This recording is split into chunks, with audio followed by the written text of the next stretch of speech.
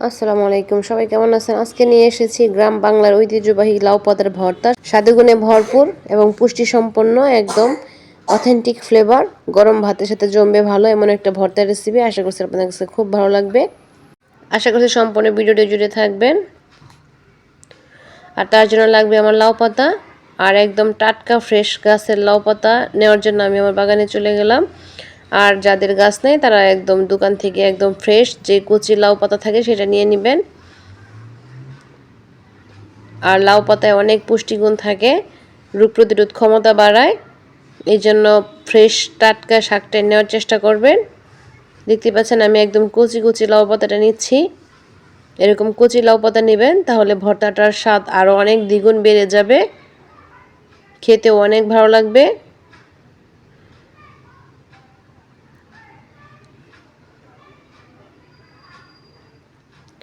গ্রাম বাংলার ঐতিহ্য এই লাউ পাতা শীতকালেতে অ্যাভেলেবেল পাওয়া যায়। আর শীতের সকালে এরকম ভর্তা ভাত থাকলে আর কিছুই লাগে না।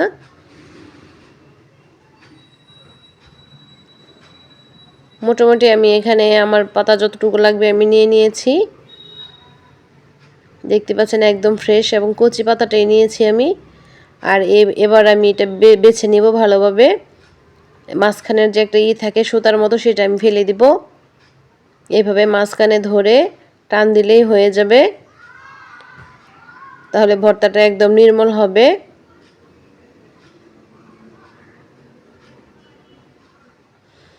আর এই দিকে আমি 5টা পেঁয়াজ কেটে নিলাম, আর নিয়ে নিলাম হচ্ছে কাঁচামরিচ, মাঝখানে কেটে নিয়েছি যেন ছিটা না আসে ভাজার সময়।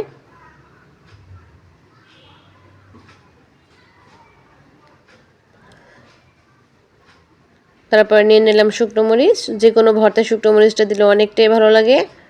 আর এখানে নিয়ে নিয়েছি একটা আস্ত রসুন, আমি বড় সাইজের একটা রসুন নিয়েছি।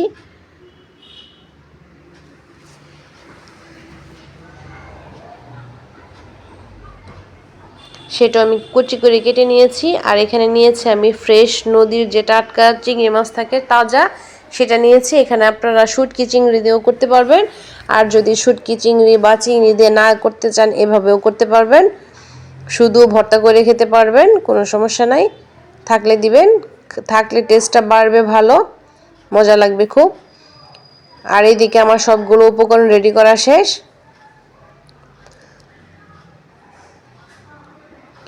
আর শাকটাও তো আমি ঝুরি করে এইভাবে কেটে নিয়েছি। এবার একটা প্যান বসিয়ে দিলাম, প্যানটা আমি গরম করতে দিয়েছি। আর ওই প্যানে সর্বপ্রথম আমি শুকনো মরিচটা ভেজে নিব। আর প্যানে একটু সরিষার তেল দিয়েছি আমি, যেন ভাজাটা ভালো হয়। তারপর চিংড়ি মাছটাও দিয়ে নিলাম, চিংড়ি মাছটা আমি ভেজে নিব হালকার উপর।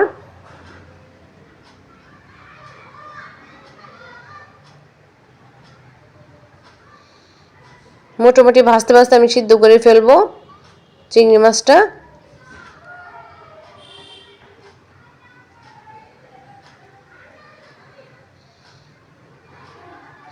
আর চিংড়ি মাছের সাথে আমি পেঁয়াজটাও ভেজে নেব। আর চিংড়ি মাছটা আমি তুলে নিব না, এখন কাঁচামরিচটাও দিয়ে নিলাম, পেঁয়াজটাও দিয়ে নিলাম, এবার রসুনটাও দিয়ে নিলাম, এবং সবগুলো উপকরণ আমি সুন্দরভাবে ভেজে নিব আগে, যতক্ষণ না কাঁচা গন্ধটা চলে যায়। আর খুব বেশি ভাজাও যাবে না। এটা ব্রাউন কালার অবস্থায় আমি নামিয়ে ফেলবো। ভাজতে ভাজতে যখন ব্রাউন কালার চলে আসবে তখন আমি নামিয়ে ফেলবো। আর খুব বেশি ভেজে ফেললে স্বাদটা অতটা ভালো পাওয়া যাবে না।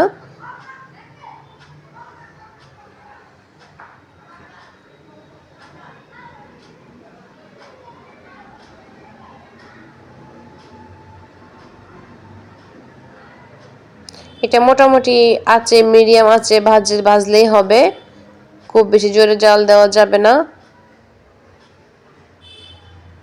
আর খুব বেশি তেলও দেওয়া যাবে না, তাহলে খেতে ভালো লাগবে না।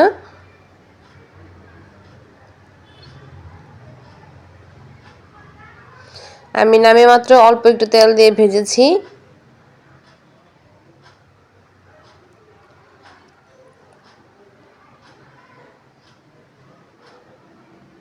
যারা আজকে আমার ভিডিওটি নতুন দেখতেছেন প্লিজ একটা লাইক দিন আর চ্যানেলটি সাবস্ক্রাইব করে রাখবেন যদি আপনাদের ভালো লাগে। আর নিত্য নতুন রেসিপি পেতে চাইলে বেল আইকন অন করে রাখবেন। আর এই চ্যানেলে অনেক মজার মজার রেসিপি দেওয়া হয়, যদি ভালো লাগে তাহলে বারবার ভিজিট করবেন।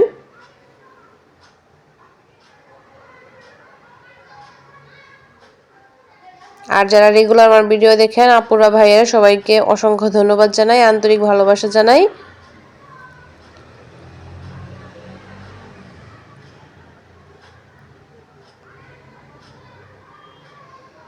মোটামুটি আমার পেঁয়াজটা ভাজা শেষ, এখন আমি নামিয়ে ফেলবো। দেখতে পাচ্ছেন আমি কতটুকু অবস্থায় নামিয়ে ফেলতেছি, খুব বেশি ভাজিও নাই, আমি মিডিয়াম আঁচে পেঁয়াজটা ভালোভাবে ভেজে নিয়েছি। এবার ওই প্যানেই আমি শাকটা দিয়ে নিব আর হালকা একটু পানি দিয়ে নিব যেন সিদ্ধ হয় ভালো।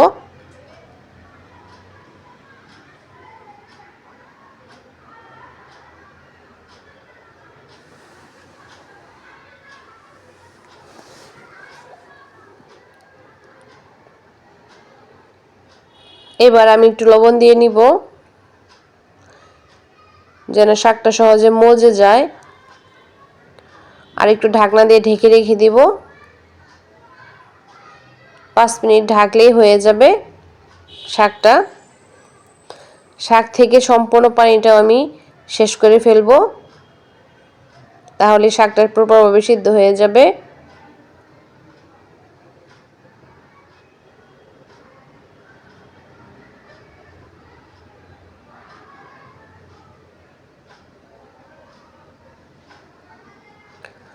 দেখতে পাচ্ছেন শাকটা থেকে অলরেডি পানি শেষ হয়ে গিয়েছে এবং শাকটা সুন্দরভাবে সিদ্ধ হয়ে গিয়েছে।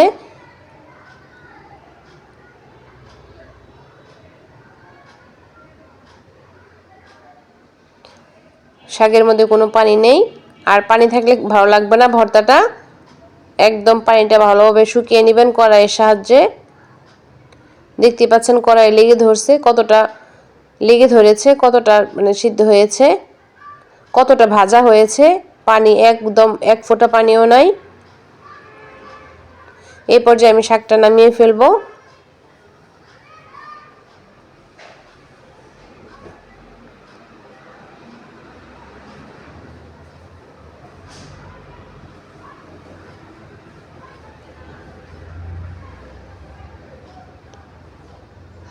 এবার আমি ভর্তাটা করে নেব, তার জন্য একটা পাটা নিয়েছি আমি।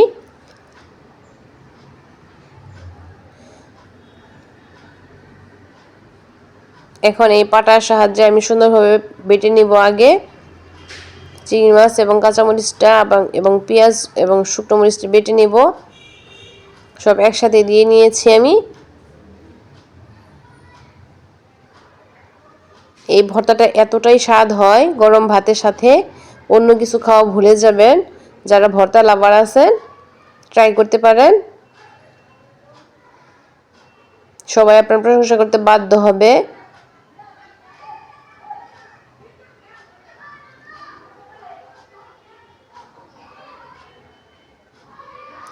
জিভে জল আনার মতো একটা রেসিপি, ভর্তার রেসিপি।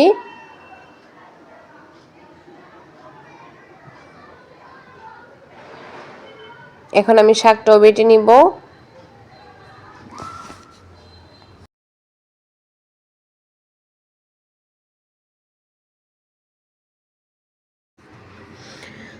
শাকটা এখন বেটে নিচ্ছি।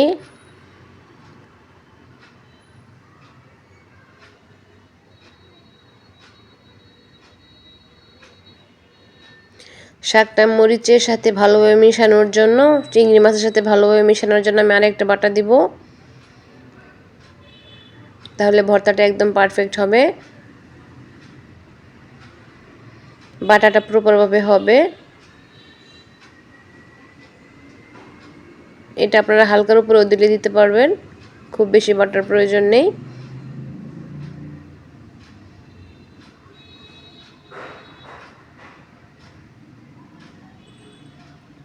তারপর এটা আলতোভাবে হাত দিয়ে মিশিয়ে নেবেন, তাহলে হয়ে যাবে পারফেক্ট একটা লাউ পাতার ভর্তা, খুবই টেস্টফুল। আর সৌন্দর্যের জন্য এখানে আরেকটু শুকনো মরিচ দিয়ে নিলাম, ভালোভাবে সেট করে নিলাম। এই তো মুখে জিভে জল আনার মতো একটা ভর্তা রেসিপি। আশা করছি আপনাদের কাছে অনেক অনেক ভালো লেগেছে। আজ এই পর্যন্তই, সবাই ভালো থাকবেন, সবাই সুস্বাস্থ্য কামনা করে এখানে বিদায় নিচ্ছি। দেখা হবে নেক্সট কোনো রেসিপির সাথে। সবাই ভালো থাকবেন। আসসালামু আলাইকুম ওয়া রাহমাতুল্লাহি ওয়া বারাকাতুহু। আল্লাহ হাফেজ। Take care everybody.